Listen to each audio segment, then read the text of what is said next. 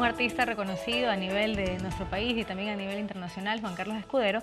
Es un gran pianista y bueno, justamente hemos conversado sobre un poco de cómo han sido sus inicios, cómo fue un poco la experiencia también de participar en el extranjero, entre otras cosas más. Y conversábamos fuera de cámara de algo muy importante que se refiere a el ámbito profesional y lo difícil que puede ser llegar a un nivel y obviamente mantenerse también, ¿no? Porque todo va incluido de la promoción, de cuántos contactos tengas, entre otras cosas. Entonces, ¿cómo puede ser, qué tan difícil puede ser para una persona, digamos, que no tiene tantos recursos económicos, poder llegar a un nivel como el tuyo, por ejemplo? Bueno, yo creo que la actividad que realizan promotores culturales y profesores al mismo tiempo, que aceptan chicos de escasos recursos económicos por el talento que puedan tener, es algo que es inminente hablar con respecto al tema con respecto a este tema. Es muy factible para un chico que tenga un extraordinario talento, independientemente de sus recursos económicos, poder llegar a un punto trascendental aquí en el país. Me refiero a un sistema educativo que se basa más que todo en la buena fe que tengan los dueños de los conservatorios aquí en la ciudad o aquí en el país. Por ejemplo, el Conservatorio Rimsky-Kórsakov, al cual yo pertenezco, y su director, el maestro Reinaldo Cañizares, que fue mi profesor de piano y continúo trabajando con él en la actualidad. Él realiza una labor increíble buscando nuevos talentos y apoyándoles en cualquier sentido para que puedan dar frutos en el futuro. Entonces, creo que es muy factible para cualquier chico ecuatoriano si encuentra los caminos necesarios. Claro que esto no es una constante en nuestro país, pero en el caso específico de Guayaquil y el Conservatorio Rimsky-Kórsakov creo que es una oportunidad para cualquier chico que tenga un talento artístico, un talento musical y pueda desarrollarse y que lo demuestre en las aulas de clase y en los conciertos, pues es muy factible. Depende mucho del talento y también del sacrificio del chico que pueda tener Claro, de al las momento ganas. de practicar, de seguir una vida dedicada a esto. Ujú. Claro, bueno, en ese caso, bueno, es importante que tú menciones eso porque hay muchas instituciones o conservatorios en este caso que se dedican de esa manera. Claro que es un bajo porcentaje de personas que tienen este tipo de becas, pero es bueno también el incentivo que hay y sobre todo pues que más adelante también tengan justamente como tú dices, un sacrificio de la persona que de alguna forma pues fue beneficiada con esto y que se espera que obviamente que se vean los resultados a largo plazo y que también pues puedan observar las demás personas que esa entidad pues hace ese tipo de cosas porque no todos como mencionábamos al inicio, bueno, antes de que comiences, confirmes esto de aquí, lo que me acabas de confirmar, de indicar, que no todos pueden pues realmente acceder por los costos en ese caso Claro, bueno, y aparte tocar, ¿no? no Aprender. solamente el talento lo es todo. El talento, si bien es cierto, es muy importante, no constituye un gran porcentaje dentro de la carrera a convertirse en un gran músico. Yo he conocido músicos muy talentosos, pero que son a veces un poco vagos, a veces no se dedican lo suficiente, y bueno, y ese talento se pierde. Y he conocido la otra parte de chicos que no tienen mucho talento, pero son muy sacrificados. Entonces, ¿qué es lo que es determinante al momento de llegar? Creo que ambas, es indiscutiblemente ambas, el talento y el sacrificio. Sin embargo, si no están juntas las dos, pues no hay un éxito garantizado. Ujú. Bueno, eso sí, eso en todos los aspectos en Sí, realidad claro. de la vida diaria. Quería conversar contigo sobre la parte de tus inicios, que es importante saber cuándo tú realmente te sientes preparado para poder presentar un concierto, ya sea como solista o con una orquesta. Cuando tú te das cuenta de que luego de haberte graduado, realmente estabas seguro de que tú podías hacer un buen papel delante de todo el público. Bueno, esto no es algo que se consigue de un momento para otro. Esto es un proceso muy, muy largo. Muy, muy largo. El perfil del músico, yo muchas veces, y no es la primera vez que lo digo, lo he comparado con el perfil, por ejemplo, del tenista o del deportista, en donde no podemos decir, bueno, el tenista se hizo profesional cuando ganó un torneo nacional.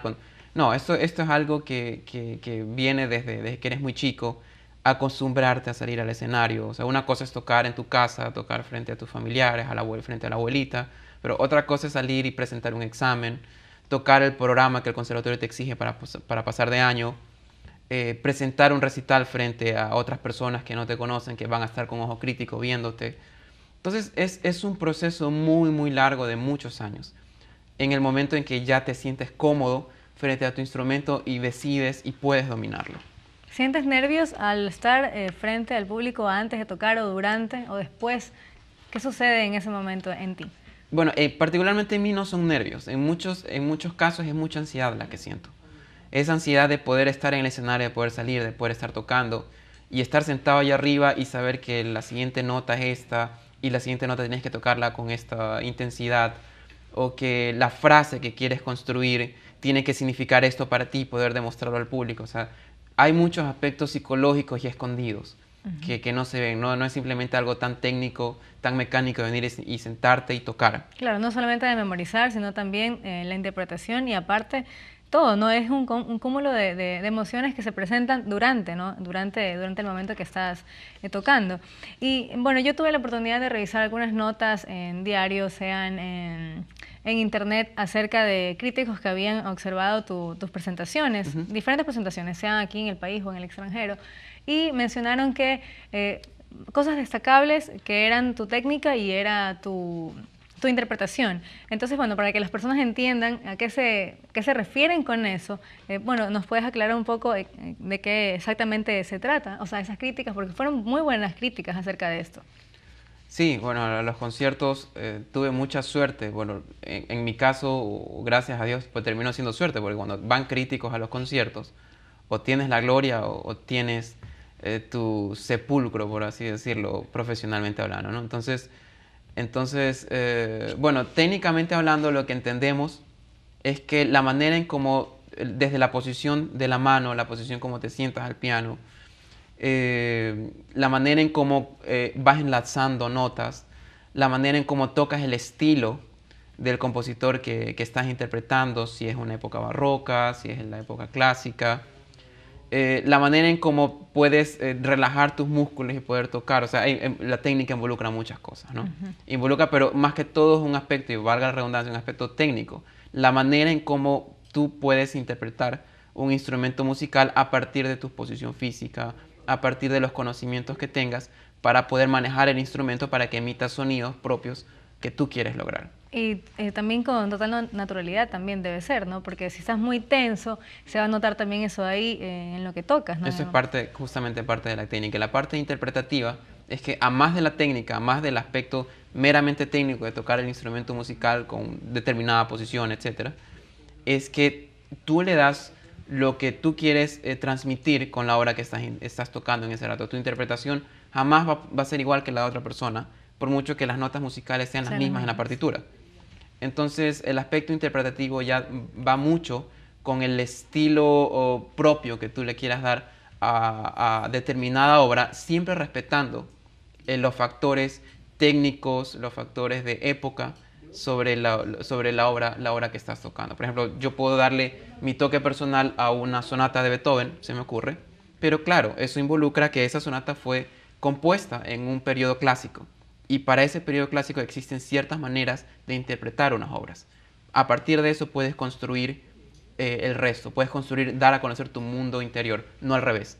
No parte del mundo interior hacia lo que ya está establecido, sino de lo establecido hacia afuera. Correcto. Bueno, justamente entre esas críticas, esas opiniones que habían escrito, también mencionaron que como aquí en el país no tenemos un piano de buena calidad, lograste también sacarle un sonido como si fuera de buena calidad o sacarle el jugo, por así decirlo, a un piano que realmente no es de buena calidad o sin cola. Bueno, ese tipo de pianos son diferentes, ¿no? Pero, ¿cómo lograr hacer eso ahí? O sea, ¿realmente eso depende ya del músico o fue, no sé, el audio? Bueno, ¿qué tipo de cosas pudieran hacer para que alguien pueda llegar a opinar de que un piano de mala calidad sonó bien, sonó perfecto? Bueno, eso tiene mucho que ver con técnica. Cuando yo fui a ensayar con este piano, me parece que fue un concierto con la Sinfónica de Guayaquil, la Sinfónica lastimosamente no cuenta todavía con un piano de concierto. En general, el Teatro Centro Cívico, sede de la Orquesta Sinfónica de Guayaquil, no cuenta con un piano de concierto digno para esta ciudad. Creo que es algo imperativo contar, no solamente para los pianistas, porque un teatro que no tiene un piano de conciertos, en mi criterio, no es un piano. Pero bueno, con los pianos que existen, que no son de cola entera y que están en el Centro Cívico, que son propiedad de la Sinfónica de Guayaquil, me tocó dar un concierto en el año 2009, me parece, en el que el piano realmente no sonaba nada bien. no sonaba nada bien, era un concierto romántico que tenía una orquesta grande atrás y tenía que sacarle el mayor partido a un piano que no brindaba las facilidades. Por ejemplo, y en esto en el aspecto técnico me ayudó muchísimo porque, por ejemplo, si uno toca un acorde, independientemente de las notas, si uno le da un buen quinto dedo o un buen tope a alguna nota que tú quieres dar a conocer, entonces ya no se va a escuchar simplemente la brumosidad del acorde. El acorde adquiere una identidad, te pongo un ejemplo, ¿no? Por ejemplo, si la nota que quieres dar a entender o quieres que el público escuche, la tocas con un mayor sonido, con mayor fuerza, entonces ya no solamente va a sonar una brumosidad que no se sabe qué es lo que está tocando. Entonces, si te esfuerzas más en dar a entender lo que quieres, en dar a conocer lo que quieres dar a entender, pues eso ayuda en un piano de muy mala calidad. Buenos fortes, tocar bien fuerte, tocar suave en las partes o débil en las partes que tienes que tocarlo así, ayuda a sacar el mejor partido de un piano que en este caso no brindó las facilidades necesarias para dar un concierto con una orquesta sinfónica tan grande y tan respetada como la Orquesta Sinfónica de Guayaquil. ¿Tú practicas previo en ese mismo piano también donde vas a tocar? ¿Tienes que hacerlo o Sí, en claro. otro piano? Sí, claro. El piano es la raqueta del tenista. Si el tenista no conoce su raqueta, no conoce el spin, no conoce el efecto que le da a la pelota cuando le pega de determinada manera, entonces es imposible poder jugar. Es exactamente acá. Si tú no sabes que el piano a lo mejor no es parejo en todas sus notas, si sabes que el rebote de la tecla, porque hay un martillo que golpea una cuerda, que el rebote de la tecla no es el adecuado para ti, entonces tienes que comenzar a analizar dónde vas a tocar. ¿Y No, cuánto no es tiempo al de azar. preparación conlleva un concierto? Bueno, depende del concierto, pero cuando lo tienes listo, memorizado, interiorizado, lo tienes absolutamente preparado para tocarlo, con una orquesta, pues los ensayos aquí en Guayaquil o aquí en el Ecuador singularmente son de una semana, de lunes y lo presentas, o de martes, miércoles y lo presentas el día viernes. Es simplemente juntar con la orquesta, empatar con la orquesta, lo que podría traer algún problema. Pero claro, tú como solista debes estar preparado técnica e Mucho más. interpretativamente hablando para simplemente ir a tocar con la orquesta, que en este caso pues van a ser entre acompañantes y bueno, dar un concierto de buena categoría. Entre esos dos perfiles de un pianista, ya sea como solista o ya sea como dentro de una orquesta, ¿cuál para a ti te gusta más realizar? Porque has hecho de las dos, ¿no? Has practicado de las dos. Sí, sí, he tocado como miembro de una planta orquestal, no como solista, y también como solista de la orquesta. En el primer caso se refiere a que el piano es un instrumento más dentro de la obra sinfónica que se está interpretando. Es como que si fuera un violín más, como que si fuera una viola más, un violonchelo más. En el caso del solista, quiere decir que toda la orquesta va a acompañar a un piano que es solo con respecto a la obra que se está interpretando. Por eso se llaman conciertos para piano y orquesta. Porque el Y piano ahí es solista, mucho más la presión, es mucho más en el segundo caso, ¿no? Cuando eres bueno, solista con la para orquesta. mí no, porque como en el un caso donde eres parte de una orquesta, tú no puedes, o sea, tú no puedes ser Perderte. tú, o sea, simplemente tienes que estar concentrado en lo que tocas, porque tienes una orquesta que también está concentrada en tocar lo mismo que tú. En cambio, el solista es un poco más libre, porque ahí sí tú puedes dar a conocer lo que tú quieres decir y tienes una orquesta atrás que te acompaña, que te sigue, que te complementa.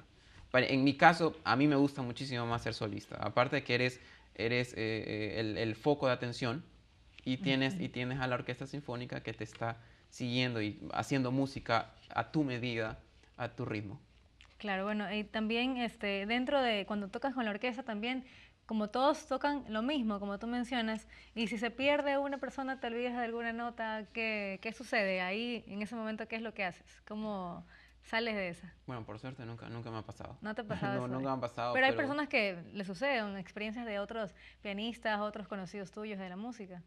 sí, bueno, ha pasado de que si eres parte de la orquesta y te perdiste, pues esperas alguna entrada. No siempre en la partitura está escrito que tienes que tocar siempre. A lo mejor te conoces un poco la obra por los ensayos y puedes agarrarte en cualquier otro momento. Pero si eres solista, el asunto se complica un poco más. Porque es tan notorio, si dejas de tocar, si te pierdes, es tan notorio, porque la orquesta sigue tocando, no pueden parar. Parar sería terrible, que la orquesta pare y volver a comenzar sería algo terrible. Y bueno, tratar de empatar en el camino es algo complicado y bueno, no se lo deseo a ningún pianista, ¿no? Es algo difícil.